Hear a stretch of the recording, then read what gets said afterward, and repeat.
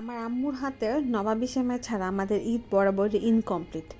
যেহেতু এবার আম্মু দূর দেশে, আমিই বানাবো নবাবী সেমাই, তাই ভাবলাম আপনাদের সাথেও শেয়ার করি। আসসালামু আলাইকুম।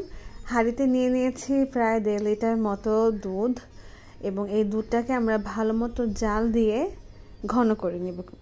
দুধটাকে কিছুক্ষণ জাল করার পরে এর মধ্যে আমরা একটু চিনি দিয়ে দিচ্ছি, প্রায় 2 টেবিল চামচের মতো। চিনিটা আসলে আপনাদের পছন্দের উপরে, আপনারা কে কতটা খান। যেহেতু আমাদের বাসায় মানুষজন চিনি কম খায়, তাই আমরা কম চিনি ব্যবহার করেছি। চিনি দিয়ে ভালো মতো দুধটাকে আমরা জাল দিয়ে নিচ্ছি এবং একটা বলক ওঠার অপেক্ষা করছি।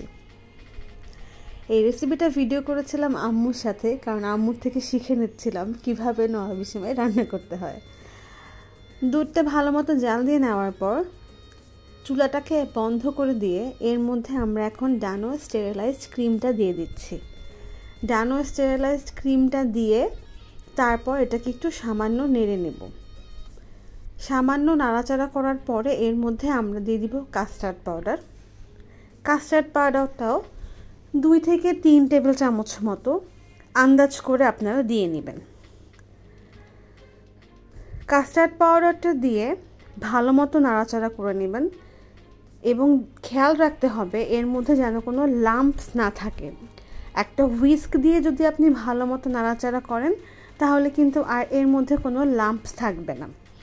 সো হুইস্ক দিয়ে ভালো মতো নাড়াচাড়া করার পরে লো হিটে এটাকে ভালো মতো হিট দিবেন এবং মিডিয়াম হিটে কিছুক্ষণ পরে ট্রান্সফার করে দেখবেন এরকম বলক দিলে এরকম একটা কনসিস্টেন্সি ক্রিম তৈরি হয়ে যাবে। এবং এই ক্রিমটা আপনি কীরকম কনসিস্টেন্সি চাচ্ছেন সেই অনুযায়ী আপনি এটাকে জাল দিতে থাকবেন।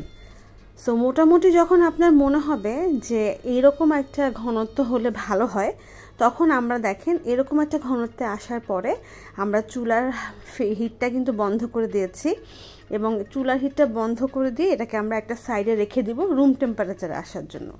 এবার অন্য একটা পাত্রে আমরা নিয়ে নিচ্ছি 2 টেবিল চামচ মতো ঘি, এবং আমরা ব্যবহার করছি বনফুলের লাচ্চা সেমাই প্রায় 2 প্যাকেট মতো, যেহেতু আমরা সেদিন একটু বেশি করে বানাচ্ছিলাম। সো 2 প্যাকেট বনফুলের লাচ্চা সেমাই এই ঘিয়ের মধ্যে আমরা ভালো মতো ভেজে নেব, এবং এইখানে ঘিতে ভাজতেই এই মধ্যে আমরা অ্যাড করব হচ্ছে 2 চামচ মতো চিনি, এবং এই চিনিটা দিয়ে আবারও ভালো মতো নাড়াচাড়া করতে থাকবো। সেমাইটাকে কন্টিনিউয়াসলি মিডিয়াম হিটে নাড়তে থাকবেন, তা না হলে এক সাইড দিয়ে বেশি ডার্ক কালার হয়ে যাবে অথবা পুড়ে যাবে। কিছুক্ষণ নাড়াচাড়া করার পর এর মধ্যে আমরা প্রায় 2 চামচের মতো গুঁড়া দুধ দিয়ে দিচ্ছি। এটা আসলে টেস্ট ইনহ্যান্স করে এবং এটার মধ্যে একটা খুব সুন্দর মাখা মাখা ভাব নিয়ে আসে। সো দেখেন ভাজার পরে কিন্তু কালারটা চেঞ্জ হয়ে একটা লাইট ব্রাউন কালার হয়েছে। সো আমরা যেই ডিশে সার্ভ করব সেই ডিশটার মধ্যে একটা লেয়ারে এই সেমাইটা দিয়ে নিচ্ছি। ভালো মতো লেয়ারটা সেট করে নিয়ে এরপরে আমাদের যে ক্রিমটা আমরা রেডি করেছিলাম সেটা রুম টেম্পারেচারে কিন্তু অলরেডি চলে এসেছে, এবং এই ক্রিমটাই এখন আমরা একটা সেকেন্ড লেয়ারের মধ্যে দিয়ে দিব। আপনারা চাইলে এটা কয়েকটা লেয়ারে করতে পারেন, বাট আমরা নর্মালি এটাকে এরকম এক লেয়ারেই দিয়ে রাখি। ক্রিমটা এখানে দেওয়ার পরে ভালো মতো লেয়ারটাকে সেট করে নিচ্ছি একটু নাড়াচাড়া করে, এবং কাস্টার্ড দেওয়ার জন্য খুব সুন্দর একটা থকথকে ভাবও হয়ে থাকে। এবার লাস্ট লেয়ারে আরেকটা লেয়ারের উপরে আমরা সেমাই দিয়ে নিচ্ছি। এই ঝরঝরে ভাজা ভাজা সেমাইটা উপর দিয়ে ভালো মতো দিয়ে আমরা লেয়ারটাকে সেট করব।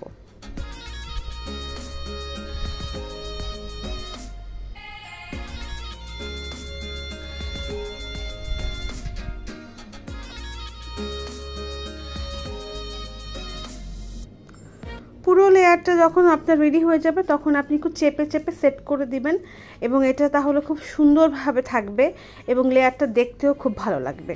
এরপরে আপনি এটাকে যেভাবে ইচ্ছা সেভাবে ডেকোরেশন করতে পারেন। আমাদের বাসায় সেদিন কিছু ড্রাই ফ্রুটস ছিল, তো আমরা কিশমিশ বাদাম এগুলো দিয়ে সেট করছিলাম, এবং সাথে কিছু কেক স্প্রিঙ্কেলও আমার সামনে ছিল। তো আমি ভাবলাম একটু কিছু কেক স্প্রিঙ্কেলও ছিটিয়ে দিই, দেখতে হয়তো আরও সুন্দর লাগবে। সো আমি এরকম কিছু কেক স্প্রিঙ্কেলও ছিটিয়ে দিচ্ছিলাম। তো এটা আসলে ডিপেন্ড করে আপনাদের রুচি অনুযায়ী আপনারা এটাকে সুন্দর করে ডেকোরেশন করে কিন্তু সার্ভ করতে পারেন। এটা খেতে যেমন মজা, দেখতে সেরকম সুন্দর, এবং আমাদের ফ্যামিলির এমন অনেক মানুষ আছে যারা এটা খুবই পছন্দ করে এবং প্রত্যেক ঈদে তারা আশা করে থাকে যে হয়তো আমাদের বাসায় এই ডিশটা অবশ্যই হবে। তো আপনারা কিন্তু এটা বাসায় ট্রাই করতে ভুলবেন না, এবং এটা যদি বাসায় ট্রাই করে থাকেন অবশ্যই আমাদের সাথে শেয়ার করবেন। ঈদে এই নবাবী সেমাই কিন্তু হতে পারে আপনার টেবিলের শো স্টপার।